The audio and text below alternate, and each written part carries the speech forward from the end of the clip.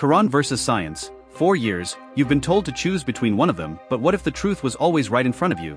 This video reveals the 1,400-year-old Quran prophecies confirmed by science. You've been told science has all the answers, but what if you got those answers also in the Quran 1,400 years ago? This video is divided into 4 very unexpected science prophecies that change everything you've been taught and give you a completely new perspective. Prophecy number 1. Human desire and genetics. You've been led to believe that modern science figured out how life works. You've been told that it was scientists who cracked the code of human genetics, right? Wrong. The Quran revealed the truth about human desire and the creation of life long before science even existed. Here's something that should shake you. The Quran in Surah An-Najm 53:45-46 clearly states, He creates the two mates, the male and the female, from a sperm drop when it is emitted. Sounds simple? Think again. For centuries, people believed that a woman determined the sex of the child. Families blamed women when they didn't get a boy, and women carried the shame for centuries. But here's the fact modern science won't admit until much later. It's actually the man's sperm that decides if the child is male or female. This is something science only discovered in the 20th century. So, let that sink in. 1,400 years ago, the Quran already had the answer. How is that even possible? Do you think this is just a coincidence? Or is there something much deeper going on here? Now think about this. Why have we been so blind to this truth for so long? Why has society hidden this reality from us? Because if this one verse is right, what else does the Quran know that we don't? Human desire, sexual desire, isn't random. It's part of a divine design, laid out for us long ago. And science is only now catching up. Here's the real question. If the Quran could accurately describe something as critical as genetics, what else has it been right about? You might want to hold on to that thought because the next revelation is going to make you question everything you thought you knew about how life itself is created. Prophecy number 2. The creation of life and sexual desire. You are going to hear something that might make you uncomfortable. But you need to hear it because this is the truth that's been hidden from you for too long. You've been taught about life, about creation, about desire, but everything you think you know is incomplete. The Quran laid out the blueprint of life itself, how we are created and why we desire. Centuries before anyone had a microscope, before anyone understood human biology. And if you think this is just spiritual talk, you're wrong. It's real. And it's happening right now, inside you, and every other human being on this planet. In Surah Al-Mu'minun 23:12-14, the Quran says, We created man from a drop of fluid. Then we made him into a clot. Then we clothed the bones with flesh. This isn't a metaphor. This is a literal description of how life forms in the womb, step by step. Scientists didn't figure this out until the 19th century, but the Quran laid it all out over 1,400 years ago. How could a man in the desert, with no medical knowledge, know this? No one could have known this unless it was given from a source beyond human understanding. Let's break it down. The Quran describes human creation starting from a drop of fluid, sperm, and then becoming a clot. Science calls this the zygote, the initial cell formed from the union of sperm and egg. The next stage, clothed with flesh, describes how the embryo forms bones and is later covered with flesh. Modern embryology confirms this exact process. You might be thinking, what does this have to do with me?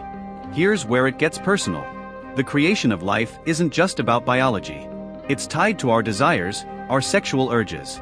From the moment life begins, the foundation of human desire is set. Why do we feel these intense urges? Why do we crave physical and emotional connection?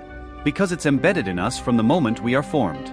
Sexual desire is not just biological, it's part of the divine plan. And here's something even more unsettling. The desires you feel, the ones that sometimes take over your life, have been designed. In Surah As-Sajda 32:9, the Quran says, Then he fashioned him and breathed into him of his spirit, and appointed for you hearing and sight and hearts. This is more than just physical creation. This is about the soul. This is why you feel the way you do. Sexual desire, the urge to connect with another person, isn't just physical, it's spiritual. It's a connection to something much bigger, something cosmic. Now think about this. Why do you have these desires? Why does sexual desire have such control over your thoughts, your actions, your decisions? You've been told it's just biology. But the Quran says it's more. It's part of a design, one that starts from the moment of your creation. Every urge you feel has a purpose. This wasn't just a random chance. You were designed this way. But before, this type of video literally took hours and hours of research, my friend, and I could easily charge $100 to $200 for this kind of Quran knowledge, but I am providing it for you free of cost. So could you please also show me some of your love by subscribing to the channel and just sharing this video with only one of your friends? Now, let's come back to the video and talk about the prophecy number 3, the expansion of the universe. For years, we've been told that science has all the answers about how the universe was formed and how it continues to expand. But the truth is, science is just playing catch-up. Long before modern scientists discovered the expansion of the universe, the Quran had already revealed this fact over 1,400 years ago. And here's the part no one wants to talk about. This wasn't a vague prediction. It was a direct statement, and we ignored it. In Surah Ad-Dariyat 51:47, the Quran says, "And the heaven we constructed it with strength, and indeed we are its expander." Did you catch that? The Quran literally says that the universe is expanding. Now, here's where things get serious. This wasn't confirmed by science until 1929 when Edwin Hubble discovered that galaxies are moving away from each other, proving the universe is expanding. But the Quran knew this long before any telescope existed. How is that even possible? How could a 7th century text describe something so precise? Something that even the greatest minds of science didn't figure out until less than 100 years ago. This isn't some lucky guess. This is a revelation of facts that we're only beginning to understand. And if the Quran knew this, what else does it know about the universe that we haven't figured out yet? Why is this knowledge buried in a book so many people have overlooked or dismissed? You need to ask yourself, are you comfortable living in a world where these kinds of truths have been kept from you? And here's the kicker. This discovery isn't just about the universe expanding. It's about what it means for us as humans. The universe is growing, stretching, and becoming something beyond what we can comprehend. But where does that leave us? Are we just passengers in this endless cosmic journey, or is there a bigger plan at play? You're going to want to stick around because the next point might shake you even more. If the Quran was right about the universe, you'll be surprised to hear what it has to say about the very planet we live on. Prophecy number 4, mountains as stabilizers. For years, you've been taught that mountains are just giant pieces of rock, majestic but nothing more.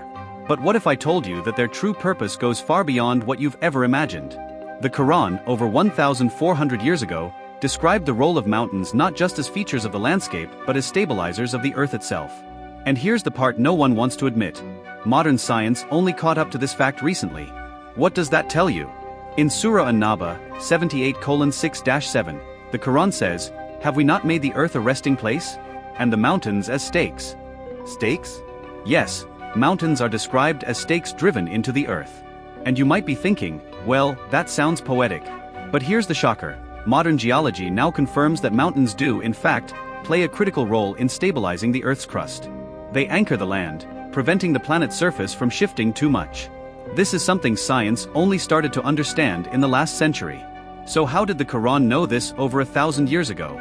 You see, it's not just about mountains being pretty to look at. They are essential to the stability of our planet. Without them, the Earth would be far more unstable. Earthquakes would be more frequent, and the surface we rely on would shift dangerously.